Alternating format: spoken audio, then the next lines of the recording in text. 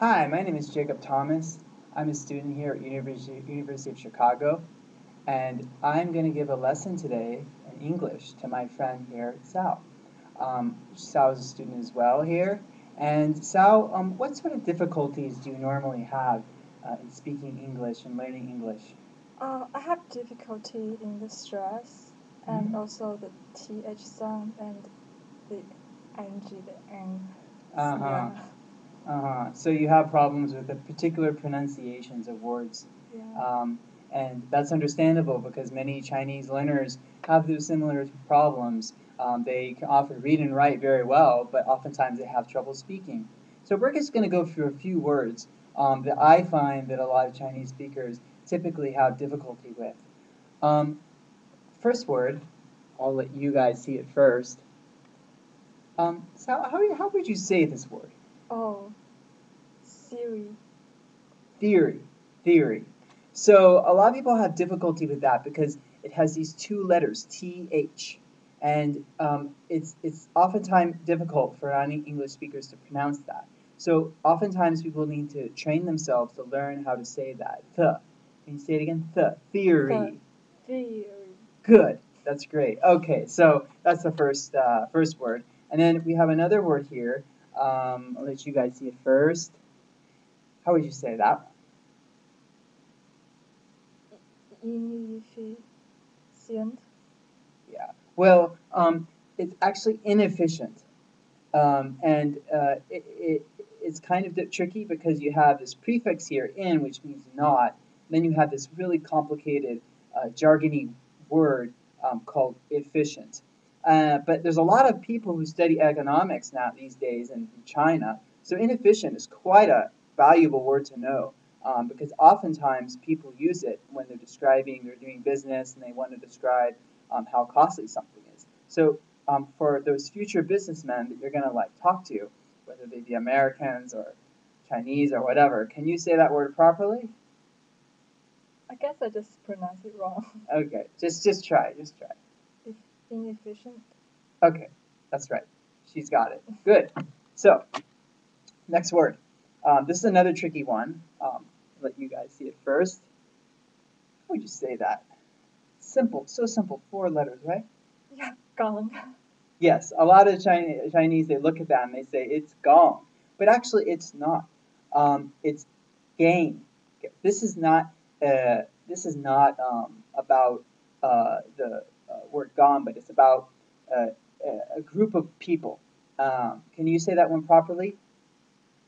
Gan. Gang. Right, Gang. gang. So the gang. The reason why this is tricky is because a has often has three sounds in English. It can say a short sound a, and then a long sound and it can even sound sometimes like So depending on where it is and what type of word, it will sound different, and that's why it's best to learn these words one by one, and then you'll pick up on the pattern. Here's another word with the same consonant at the beginning, G, but it sounds quite different. How do you say that? General. Nope, it's general. The reason why is because it has the E in front. And it's so it sounds, it takes on a different, the G takes on a different role. So instead of um, having a G sound, it has a J sound. Can you say it properly? General. Right, general. So general is um, often the person in the army who's like serving and ordering people around, but it can also mean something that is the same of the same group, not something that's only one in one case. So that's that one. Now we have another one. This one's kind of interesting. What do you think? How do you think to say that? His college.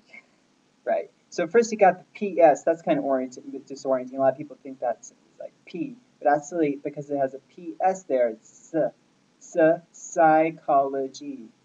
And people get confused as well because the Y here and the Y here, they're said differently. This one is a I, and this like Y, and this one's an E, like uh, like the E sound, like a different.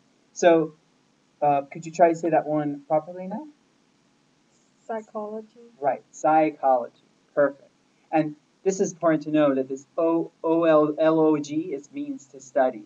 And this first part, psycho, means the mind. So that's the study of the mind. Similarly, we have this word here. Want to try that one? Philosophy. Yeah, philosophy.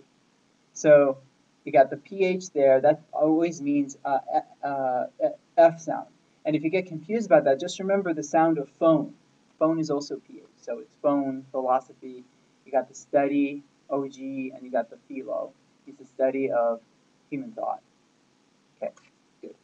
So here we got something. Some might perplex some of you. How do you say this perplexing word? Confusion. Right, confusion. She did it beautifully. So confusion, that this last part is often fusion, is its own word. And this first part means with. Confusion, something kind of coming together. You can't distinguish it. It's confusing. Here's another, it's a friend of ours. It sounds quite similar to confusion. Do you know how to say this friend of ours is? No. Confusion. It's Confucius. As we know him in Mandarin, Putonghua, Kongsa. So people, I don't know why they did that. I think they were trying to confuse us by writing it in such a confusing way. But I really think that this is a great word to learn, and it's a good test to see how well you know English, as all these difficult words are. So I wish you all good luck in learning future words as difficult as this. I think if you learn words like this, you're way ahead of the game. And I look forward to having you in my classroom in China. Thank you.